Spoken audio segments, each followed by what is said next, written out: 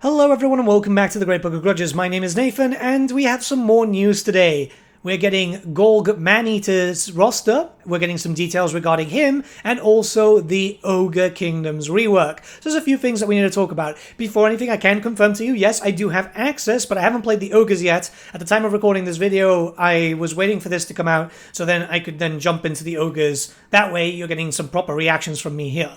But yeah, it's going to be another big one, and I think this is the last one that I'm going to cover. When they eventually do go bad, I'm already going to be dropping content and stuff. Now, considering that this file that Creative Assembly sent me, because we get an image of this, I'm imagining that the rework is fairly substantial, so yeah, let's just jump right in. Before anything, a big thank you to our video sponsor Instant Gaming, a platform that I've partnered up with for a decent amount of time this year, as yeah, they provide a really good service that I use. You can buy games at discounted prices, even new games, straight from their launch at a discounted price. This means that you won't have to spend as much money anymore, and you can put your other cash into either buying some more titles, or, you know, buying some Warhammer stuff for your tabletop armies. Or anything else. I'm not your mom, but yeah, let's be honest, we're not going to be responsible with our cash now, are we? Not only that, but we do have our monthly giveaway going on. Win the game of your choice. All you have to do is click the link in the description below, sign up, and that's it. You don't even have to make a purchase. It's a company that I work with fairly often, and I actually use their services myself to buy some games cheaper because, you know, there's been a drought going on, there's not a lot of cash coming in, so I'm happy to work with Instant Gaming. Making the purchase on the website with my special link in the description also supports the channel at no extra cost to you, which is awesome. But thank you to our sponsor at Instant Gaming, and now let's jump into the blog. There's a lot to talk about. Alright, so we're going to start off with the Legendary Lord. As per usual, and I think every other content creator is going to be the same way, it's called Golg, not the rest. And that's because there are issues with YouTube's system, so yeah. But let's read over it. More tales are told about Golgfag Maneater than any other ogre alive. He spins a great many of them himself, yet there is much truth in the legend, as he is undoubtedly one of the most successful ogre mercenaries of all time, establishing their dreaded reputation as lethal hired fighters well before they become a familiar presence in the forces worldwide. A weathered veteran, there are a few foes in the world he hasn't faced, having fought across continents and cultures the world over. He'll take any job, kill anyone, and steal anything as long as the price is right, and his loyalty is strictly for hire, lasting only as long as the deal does. Boisterous and larger than life, Golg is a top guzzler of Bugman's ale. At a glance, here's what Golg brings to the war table. Battle playstyle. A fearsome reputation such as Golg's isn't forged through the showing of mercy, and on the battlefield he ensures that any fools who stand in his way regret it. A proficient anti-infantry killer, he cuts through foes like a sharp knife through stale old world butter, but can also call upon some deadly abilities. Deadeye, active ability. Golg whips out his trusty pistol, allowing him to fire a powerful single shot that deals significant ranged and armor-piercing damage, perfect for taking out single-entity targets. Been there, done that. Passive area of hexes. Golg has such a damning reputation that he debuffs enemy units within his vicinity. That causes terror, decreasing their melee defense, melee attack, base weapon damage, and armor-piercing melee damage. The writing seems odd in this blog, doesn't it? I don't know why. Anyways, and then finally, Brew of Bugman's, which is active regeneration. With an insatiable appetite for ale, Golg takes a breather on the battlefield and enjoys a proper strong brew, allowing him to recharge hit points when he's out of combat and gain extra vigor. So, yeah, fair enough. Actually, that's, I think, the Bugman's that you can find in Warhammer World, which is nice. It's not a bad ale. His unique mechanic is mercenary contracts. So we can see some examples there. Definitely looks a lot more different. Actually, it's got more of a UI similar to Warhammer 2, right? It is obviously work in progress. By the time that I get to check it out, it'll probably be a bit different. And you can fail, which is nice. I like when a mechanic allows for failure. Let's continue. As an internationally renowned mercenary, Golg helps clients' factions throughout the Warhammer world settle their warring disputes by taking on all their wars. When a contract is signed, he must earn points by making acts of aggression against the enemy within a specified turn limit, and after reaching his target, the contract is complete, granting a payout and rewards such as meat, Maneater banners, and culture-unique items and auxiliaries. Each contract will vary in rewards depending on the level of difficulty, which is determined by how many enemies the client has and their cumulative strength. Okay. In true mercenary style, this mechanic means that Golg's playstyle, I have to keep saying Golg, will be much more about sacking and raising to gather meat, which will be essential for maintaining ogre camps. which we treat as the equivalent of major settlements. The end result is a campaign playstyle which sits in contrast to those of Greasus and Skrag, albeit with the same level of brutality, butchering, and belching. Okay, so you're going to be moving a lot, basically, which I guess makes sense for a character like Golg. He's a mercenary, you're not expecting him to stay around a lot, so yeah, I mean, it sounds pretty interesting, doesn't it? I just hope that it has a bit more replayability. As long as they've learnt from the mistakes of the Changeling, we should be in a pretty good spot. Bragg the Gutsman is your legendary hero. He's got a nipple ring just like me. Oh my god. You can tell I'm tired. It's been a long week. But Bragg is a notorious loner, feared and shunned even by his own kind. His gruesome killing style, particularly his brutal use of a bladed hook to disembowel foes, horrifies even the hardiest ogres, leading to his exile from every tribe he encounters. His reputation as a merciless executioner, or gutsman, spreads far and wide, with few daring to challenge him. To heighten his intimidating presence, Bragg dons a dark leather hood, evoking the image of a human hangman. Constantly seeking new duels, Bragg's fearsome skill and blood-soaked legend make him a dreaded solitary figure. So, his playstyle includes Executioner, okay. Bragg's reputation as a prodigious killer earns him the Executioner moniker, with his foreboding Executioner ability active, granting him the ability to instantly kill enemies. Well, that's great. Large Entity Killer. His proficiency in killing ogres gives him... Oh, okay, large. See, I wasn't really expecting that, but I guess it makes sense because he kills other ogres. He's going to be good for killing monsters then. That's not too bad. And causes fear, which is expected. But yeah, that's not bad, yeah. A monster killer as an ogre, that's going to be pretty good as a hero. Alright, so your generic Lord option is the Paymaster. And I've been curious about this one because it's a kind of new style, I guess. But in Maneater culture, where treasure and rewards are highly valued, the role of the Paymaster is vital to their society. Joining his comrades in battle, the Paymaster drives them forward with the promise of great riches. Known for being greedy and tight-fisted, he's a true penny pincher. His survival instincts are sharp. He makes sure that only those who survive until the end of the battle get paid.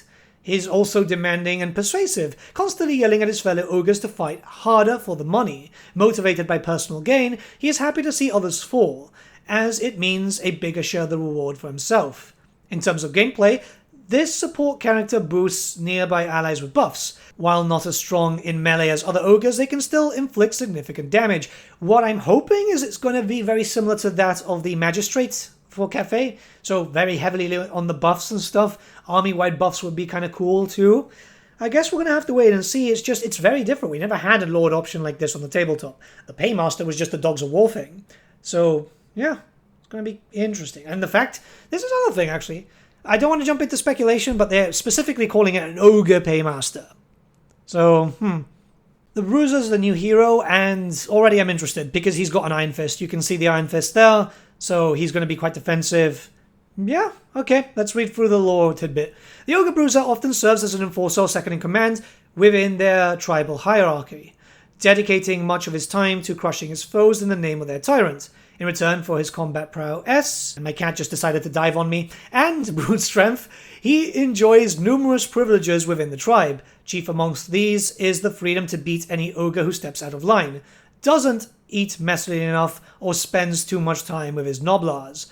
The Bruiser maintains order and discipline when the tyrant is distracted, providing leadership boosts. His massive size grants him defensive buffs and resilience against charges.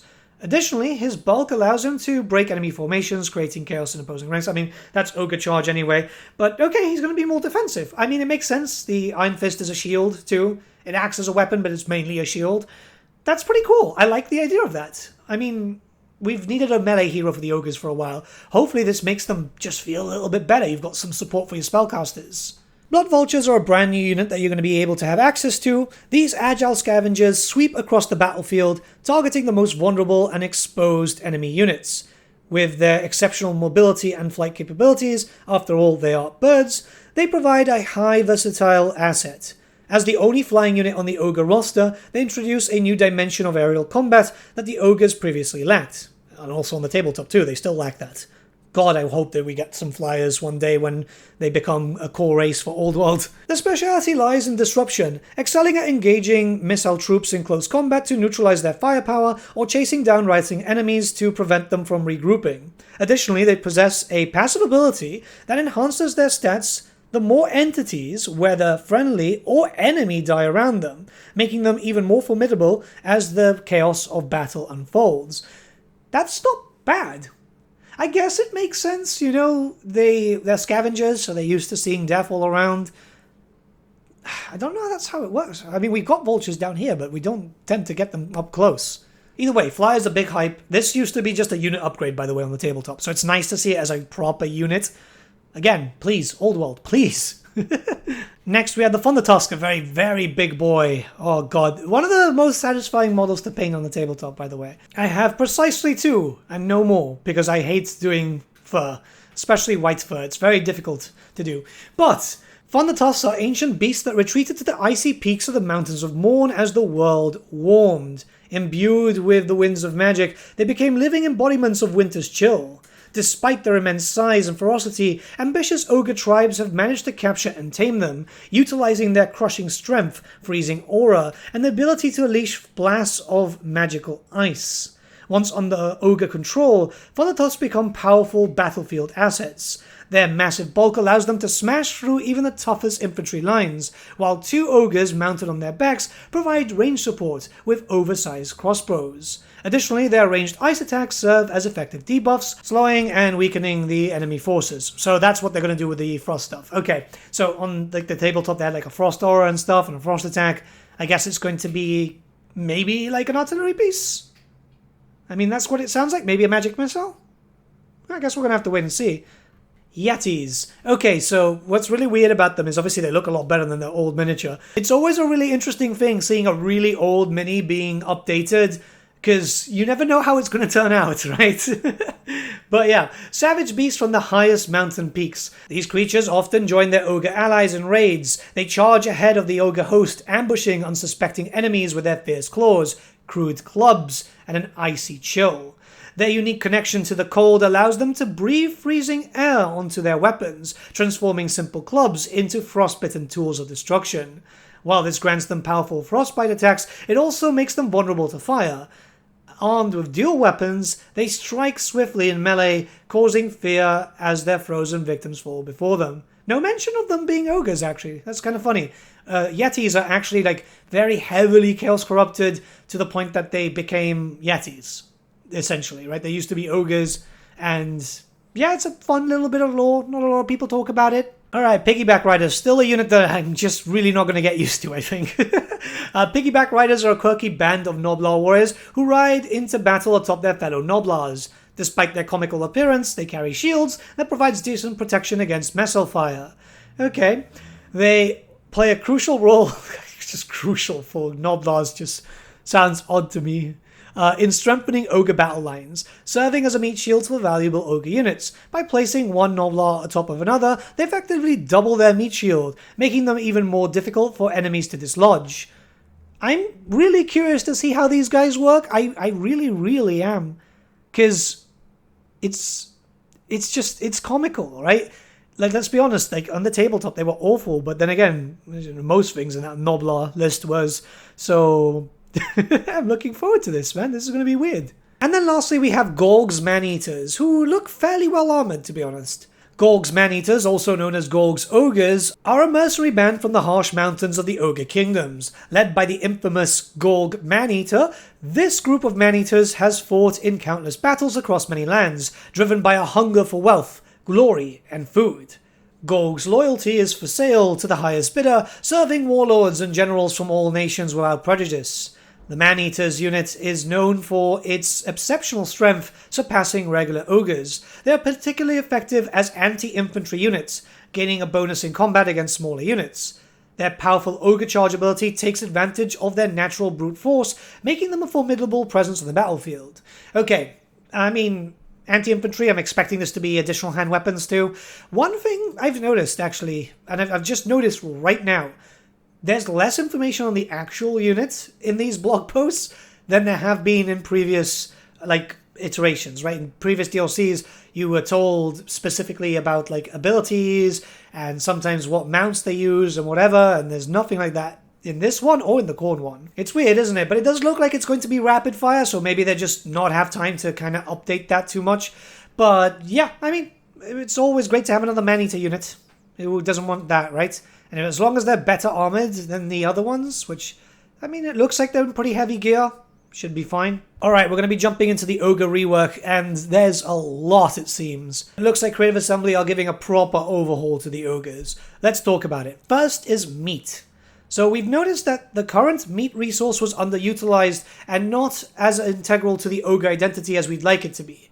To address this, we are increasing the amount of meat gained from all sources, allowing it to be used more frequently and in various contexts. We've also introduced a new feature called Hunger, which replaces the attrition armies would face when their meat supply reaches 0.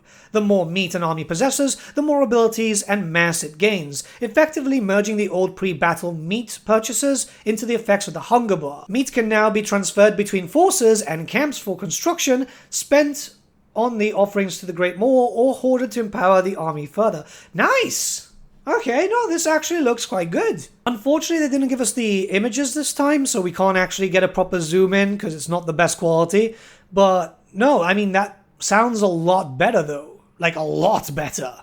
Next is offerings to the Great Maw, and visually it looks a lot nicer. That's actually really, really nice. We felt that offerings to the Great Maw weren't as interactive as we'd like. The existing version required a small meat cost and presented the decision only once every 10 turns, which made it somewhat forgettable. I mean, most of the Ogre Kingdoms was forgettable.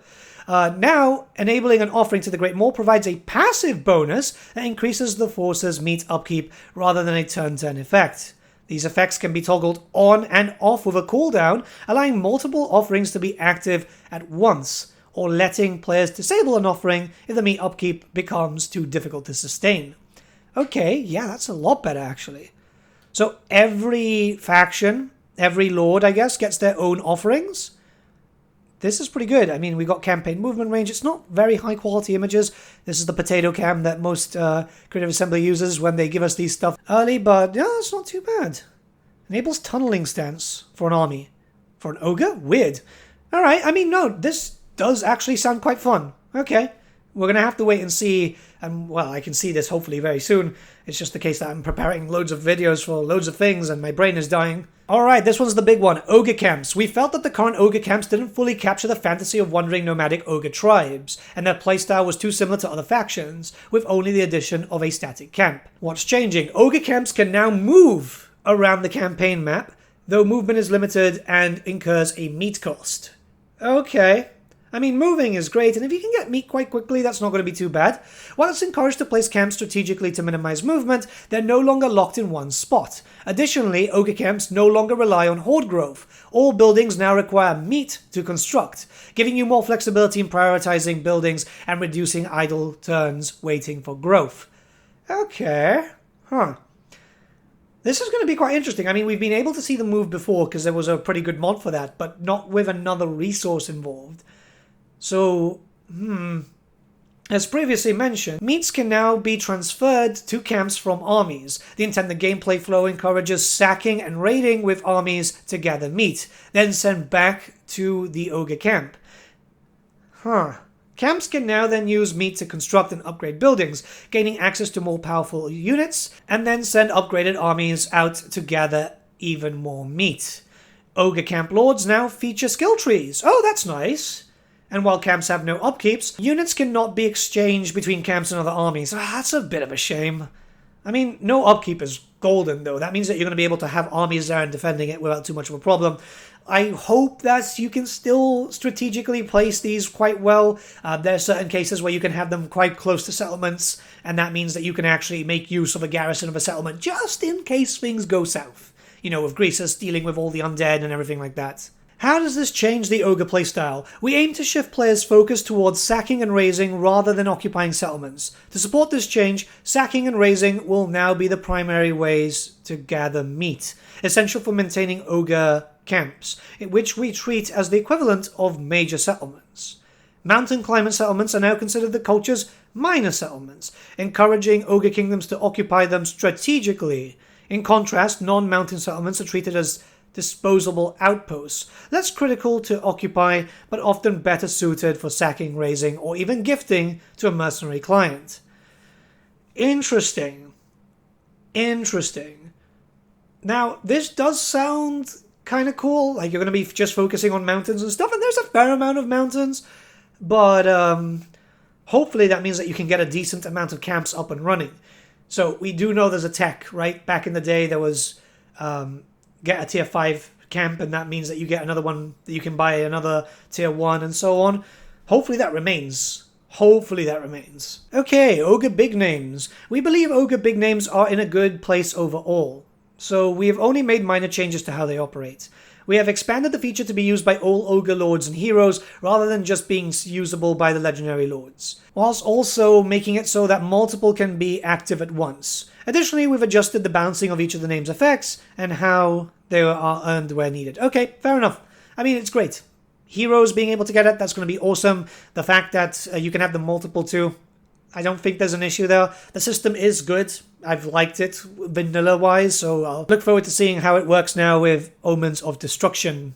Technology rework. Okay, yeah, I love the fact that they've been using the tech that's been introduced since the Chaos Dwarfs.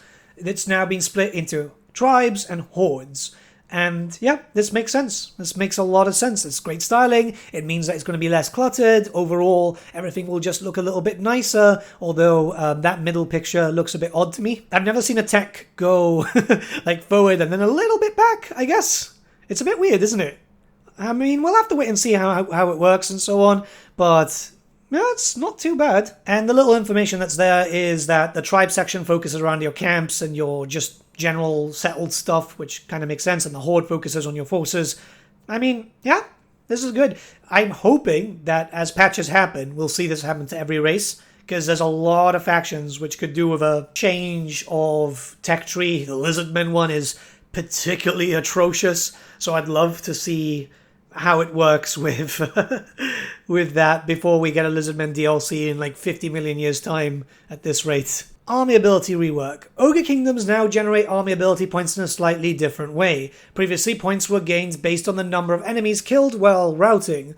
This felt overly niche and didn't offer much flexibility. Now, Ogre Kingdoms gain a passive income of army points for every enemy entity killed by a charging unit, reinforcing their playstyle as heavy-hitting charge units. Okay, so you're going to have to cycle a lot more. Yeah, that's fine. I usually run a lot of Mournfang in my army, so I don't think that's going to be much of an issue. Path of the Butcher. This is a new mechanic for Skrag the Sorcerer. So Skrag the Sorcerer, also known as the Prophet of the Great Maw, the Gore Harvester, and the Maw that Walks, is a character with a powerful bond to the Great Maw. To reflect this in gameplay, we've introduced a new feature that grants scaling bonuses based on the number of active offerings to the Maw. These bonuses reduce Winds of Magic costs, lower camp construction costs, and increase post-battle captives, with additional abilities unique to Skrag. This design encourages players to adopt a unique playstyle with Skrag, focusing on gathering large amounts of meat and keeping offerings active. This offers Skrag a very different playstyle to that of Golg or Greasus, which focuses on being a mercenary and over-tyrant respectively. Okay, yeah, I mean, more aggressive with Skrag makes sense. Hopefully there's like a lot more Gorges appearing. I think that's going to be a big thing for him. And finally we have Tyrant's Demands, which, from what I can see, is essentially just Karl Franz's mechanic. But I guess that's kind of expected and kind of works for Greasus. So let's read the description. Greasus Goldtooth, the over-tyrant of the Ogre Kingdoms, is renowned for his immense wealth and insatiable greed. Using his power to conquer all he desires, to capture his influence in gameplay, we've introduced a unique feature that provides Greasus with exclusive campaign actions suited to his over-tyrant status. These actions provide powerful effects like blocking enemy movement, disbanding units in enemy armies, oh that's kind of cool, ranking up his own units, replenishing actions, dealing attrition damage, and others. Unlike similar features that rely on pooled resource, Greasus' actions only require treasury, reflecting his wealth-driven approach. This feature encourages players to accumulate and spend vast amounts of gold, offering a distinct playstyle that solidifies Greasus as a valuable legendary lord alongside Golg and Skrag. So, very similar to Karl Franz, but just money rather than prestige and stuff. I wonder how much money. Well, I mean, that's you can't see it because the image is really shit. He's got like a lot of money, but I think that's just shenanigans because they use console commands sometimes, especially when it comes to the Let's Plays. But yeah, I mean, that could be really interesting. Huh. We're going to have to wait and see, but yeah. I mean, it makes sense, right? He is known for that type of stuff. He's got a lot of money, which is why he gets pulled by noblars and stuff. He is too rich to move by himself. Huh. I'm looking forward to this. It's basically Carl France's mechanic, but just different. So when they say unique, it's like, not really, but yeah, I'm looking forward to this. Overall, everything sounds kind of interesting. I'll check out the ogres as soon as I have time. There's a lot of stuff that's being done, as you can imagine. But yeah, let me know what you guys think in the comments below. Let's have a bit of discussion. I'm not going to be live today. I'm just really tired. Just really, really tired. There's a lot to be done. But overall, at least the ogres look like they're getting the attention they deserve. Have a great day, everyone, and I'll see you all again very, very soon. They're going to be doing a blog, by the way, on Arbal and stuff, but by that point, there's no point. I've already been playing Arbal, so there's no point me reacting to a blog. See you guys.